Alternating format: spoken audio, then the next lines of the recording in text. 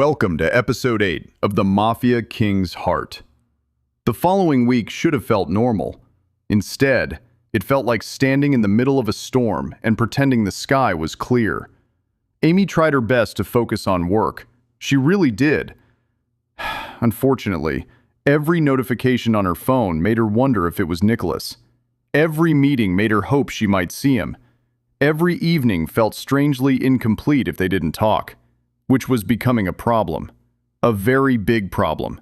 Because Amy White was dangerously close to falling for Nicholas King. And she wasn't sure she knew how to stop. You're smiling. Amy looked up from her computer. Sarah stood beside her desk, looking far too pleased with herself. What? You're smiling at your screen.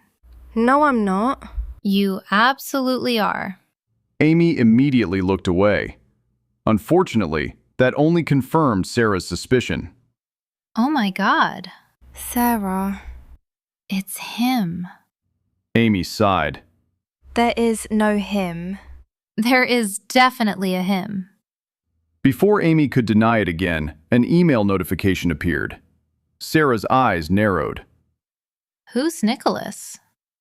Amy nearly choked. Why are you reading my screen? Because apparently my life isn't exciting enough. Amy quickly minimized the message, which only made Sarah grin wider.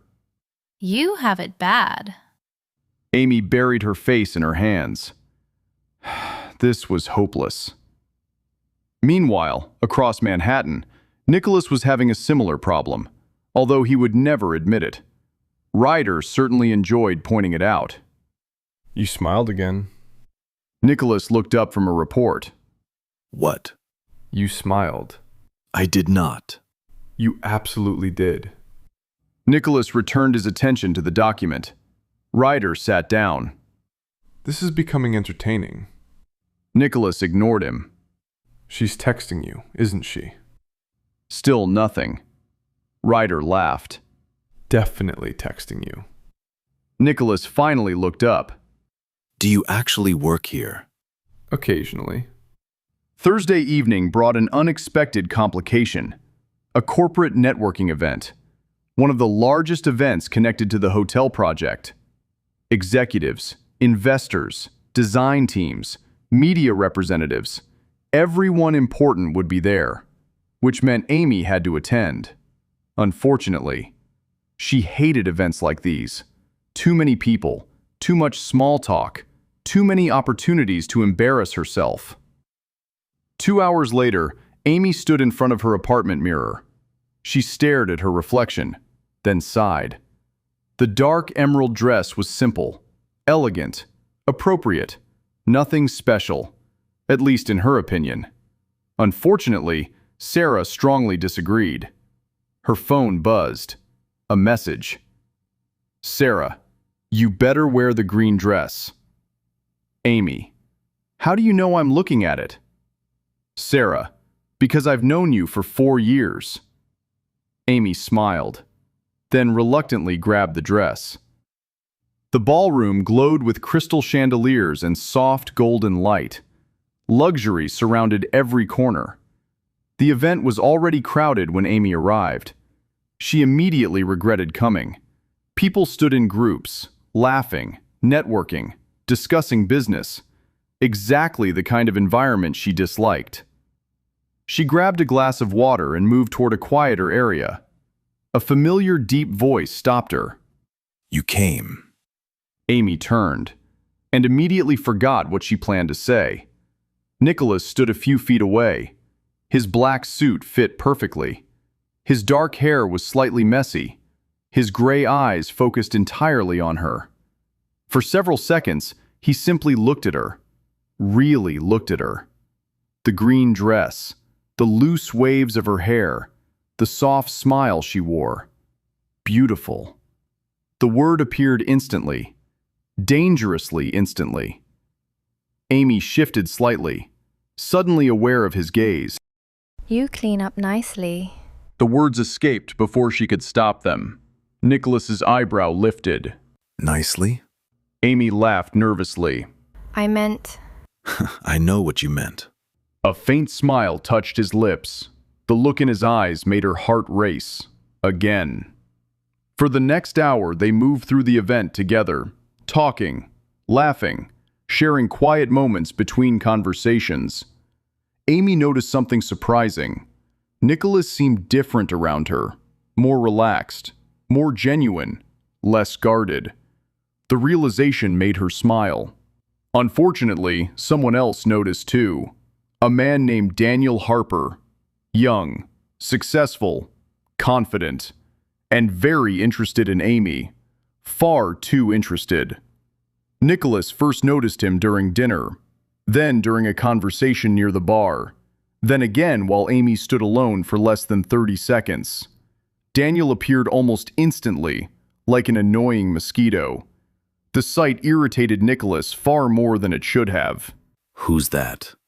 Ryder glanced across the room. Daniel Harper. Nicholas frowned.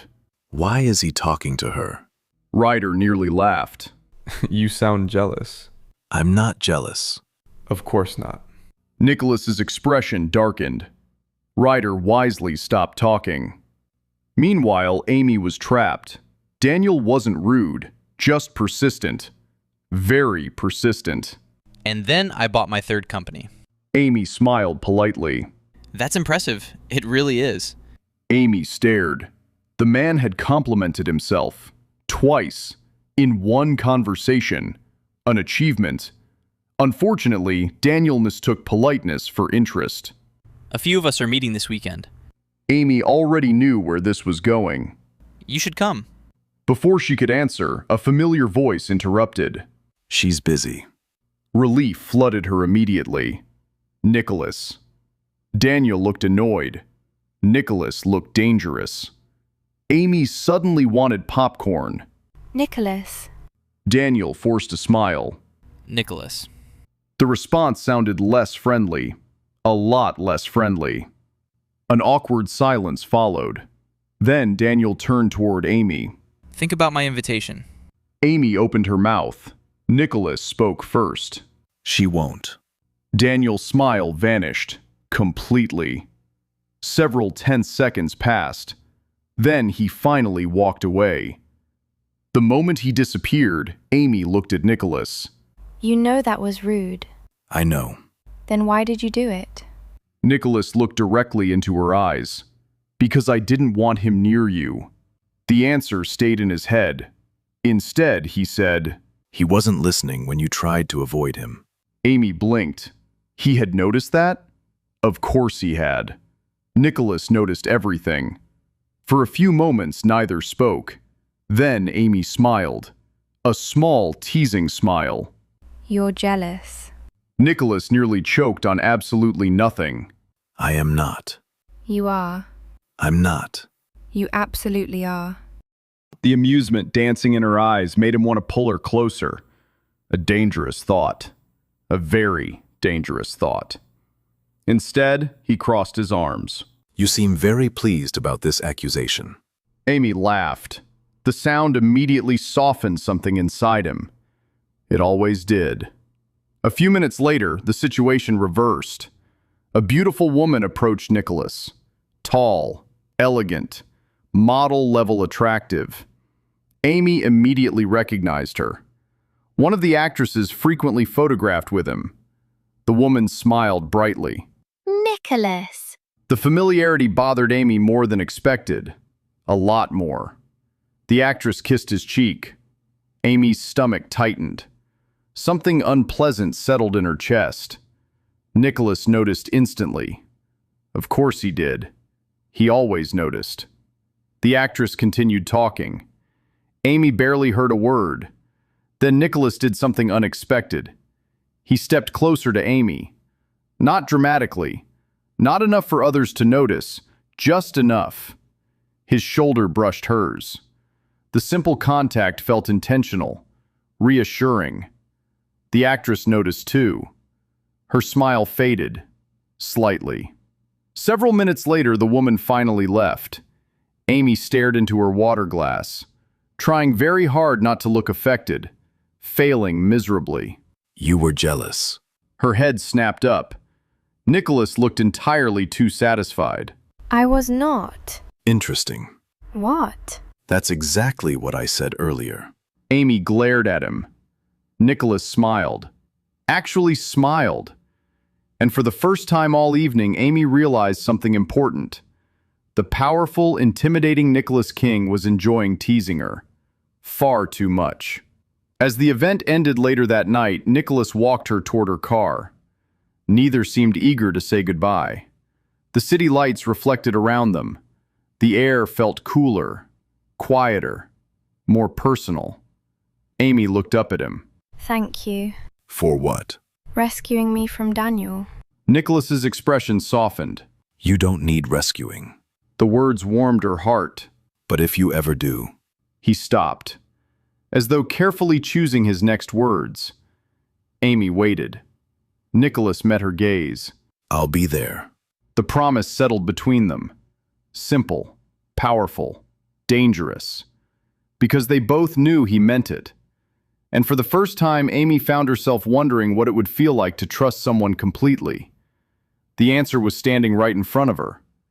The problem was that falling for Nicholas King came with risks. Risks she couldn't yet see. And in the shadows of New York, enemies were already beginning to notice her, even if she didn't know it yet.